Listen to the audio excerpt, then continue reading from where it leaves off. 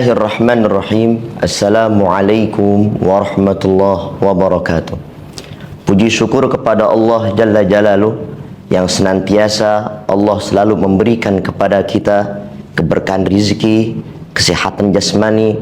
Tentunya Allah Subhanahu wa ta'ala saking cinta dengan hambanya tidak luput untuk memberikan kasih sayang dan rahmatnya Allah Subhanahu wa ta'ala.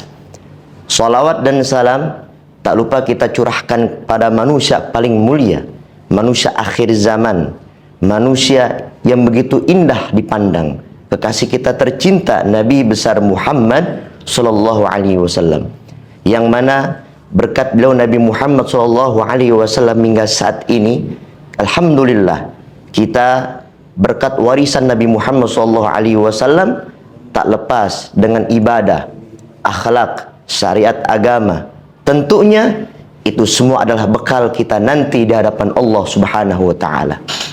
Para pemirsa Banten TV yang dimuliakan oleh Allah Subhanahu wa ta'ala.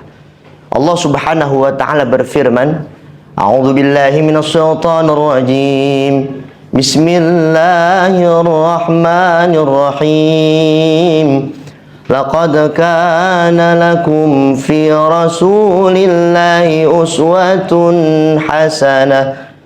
Allah Subhanahu wa ta'ala berfirman dalam surat Al-Ahzab, kata Allah, sungguh kana lakum, terdapat diri Nabi Muhammad sallallahu alaihi wasallam apa? Uswatun hasanah, yaitu suri tauladan yang baik, akhlak yang bagus, adab yang cermat, kemudian sopan santun yang begitu istimewa.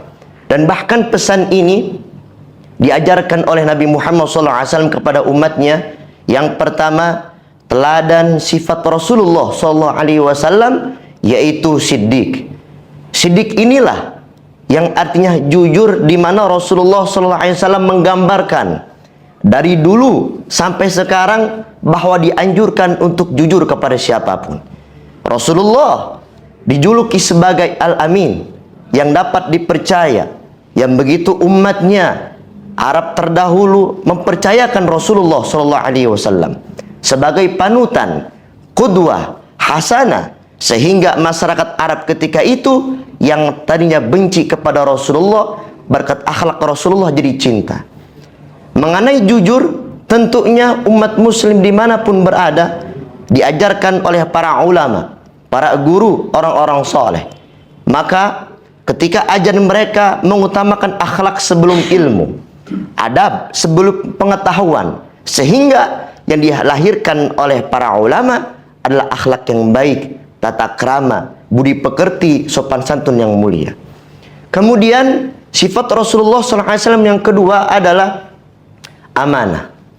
Mengenai amanah ini, tentunya Rasulullah mengajarkan kepada kita apabila ada yang mengamanahkan kepada kita, yaitu yang pertama, teguhkan dalam hati, percaya, tanggung jawab. Senantiasa Rasulullah punya pimpinan, punya sifat pemimpin, di mana beliau adalah salah satu Rasul utusan Allah, pemimpin perang di zamannya, sehingga Rasulullah punya tanggung jawab besar. Ketika prajurit Rasulullah SAW mempercayakan Rasulullah sebagai panglima perang, satu, Nabi mempercayakan kepada dirinya untuk amanah, percaya kepada Allah, tanggung jawab kepada Allah, sehingga Rasulullah SAW menjadi manusia yang dicintai oleh ribuan umat, bahkan ratusan umat. Mengenai amanah, tentunya Rasulullah mengajarkan kita selaku umatnya bahwa tancapkan kepada diri kita, sama-sama kita harus tanggung jawab mengenai janjinya, mengenai kepercayaan masyarakat kepada kita. Bahkan jikalau kita dipercayakan menjadi pejabat sekalipun, ikutilah Nabi Muhammad SAW. Yang ketiga, mengenai sifat Rasulullah SAW, yaitu tabligh, artinya menyampaikan. Di sini makna tabligh luas. Ada yang dengan dakwah, ada yang dengan mengajak kebaikan, ada yang menyampaikan risalah Allah kepada umatnya. Mengenai tabligh ini, Rasulullah SAW di zamannya dulu, Nabi selalu mengajak orang-orang Mekah dulu untuk beribadah kepada Allah.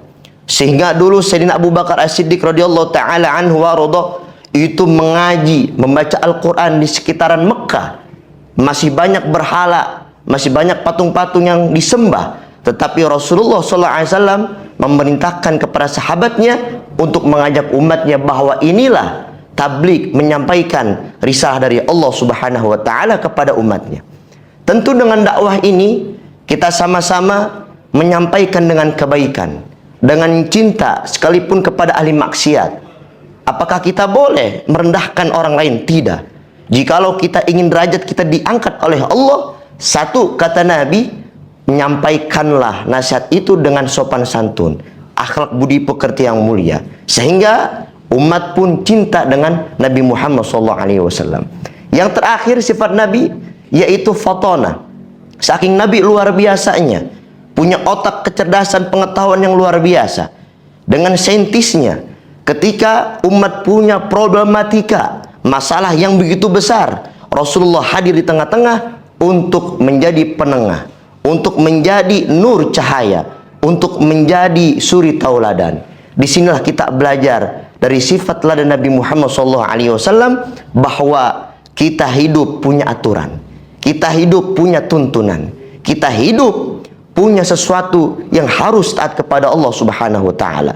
Dengan akhlak inilah mudah-mudahan kita semua diberikan keberkahan oleh Allah Subhanahu wa taala, ilmu yang manfaat, dan senantiasa hidup kita penuh berkah. Insya Allah kita dipanggil oleh Allah dalam keadaan husnul khatimah.